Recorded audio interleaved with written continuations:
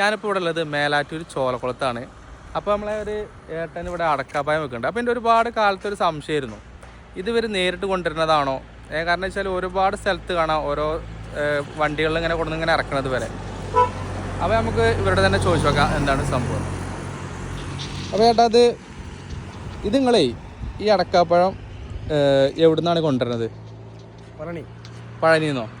പഴനി നിങ്ങൾ അവിടെ 5 കിലോമീറ്ററാണ്, 5 കിലോമീറ്റേഴ്സ്. ആയക്കുടി. ഇത് അതിന്റെ തോട്ടാണ് അവിടെ? വലിയ തോട്ടമുണ്ട്, വലിയ തോട്ടം, ചെടികളുണ്ട്.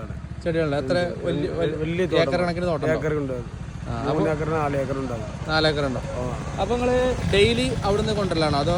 ഇല്ല, എന്താ സംഭവം? ഒരു 2 ദിവസക്കൊരുക്ക ഇവിടെ ഞാൻ കൊണ്ടുപോകാം. 2 ദിവസക്കൊരുക്ക ഇവിടെ ഞാൻ കൊണ്ടുപോകാം. 2 ദിവസം കൊണ്ട് ഇവിടെ വരാം. അതായത് അവിടുന്ന് സാധനം കയറ്റിട്ട് വണ്ടി വരും. നമ്മുടെ ആൾക്കാർ മറ്റും പണിയെടുത്ത് പിന്നെ പെരുന്തൽമണ്ണ റൂമുണ്ട്, അവിടെ കിടന്നിട്ടുണ്ട്. പിന്നെ 2 ദിവസം പിന്നെ വണ്ടി പോകും. അപ്പൊ 2 ദിവസത്തിലെ ലോഡോട് നിങ്ങൾ കൊണ്ടുവരും. എന്നിട്ട് ഓരോ സെക്ഷനിലായിട്ട് നിങ്ങൾ ഓരോരുത്തരെ ഇങ്ങനെ ഇറക്കും അല്ലേ? കച്ചവടത്തിന് പെരുന്തൽമണ്ണ പിന്നെ കരുവങ്കോടുണ്ട്. പെരുന്തൽമണ്ണയിലേക്ക് റൂമുണ്ട്. അപ്പൊ നിങ്ങൾ അവിടുന്ന് നേരിട്ട് കൊണ്ടുവരുന്ന സാധനമാണ് ഇപ്പൊ ഇത്. തമിഴ്നാട് ടു പഴനി. പഴനിന്ന് 5 കിലോമീറ്റർ വരെ ആയക്കുടി പറഞ്ഞ സ്ഥലത്തു നിന്നാണ് ഇവർ ഇത് കൊണ്ടുവരുന്നത്.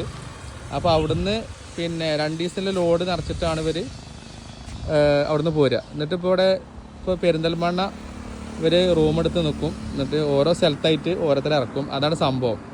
അപ്പോൾ അങ്ങനെയാണ് കച്ചവടം നടക്കുന്നത്. അപ്പോൾ നമ്മൾ ഒരുപാട് കാലത്ത് സംശയമായിരുന്നു, ഇത് നേരിട്ട് കൊണ്ടുവരുന്നതാണോ, അത് തമിഴ്നാട്ടിലത്തെയാണോ അതോ നമ്മളെ നാട്ടിലത്തെയാണോ എന്നൊക്കെ സംശയം. അപ്പോൾ ആ സംശയമാണ് മാറിക്കിട്ടി. അപ്പോൾ നിങ്ങളുടെ പേരെന്താ പറഞ്ഞത്? വടിവേൽ കുമാർ. ഇദ്ദേഹത്തിൻ്റെ പേര് വടിവേൽ കുമാറാണ് കേട്ടോ. സ്ഥലം എവിടെയാണ്? പഴനി ടു ആയക്കുടി. അവിടെ തന്നെ വീട് അല്ലേ? ഓക്കെ. അപ്പോൾ താങ്ക് യു. അപ്പോൾ എന്തായാലും ഒരു വിവരം തന്നതിന് thank you. Okay, thank you.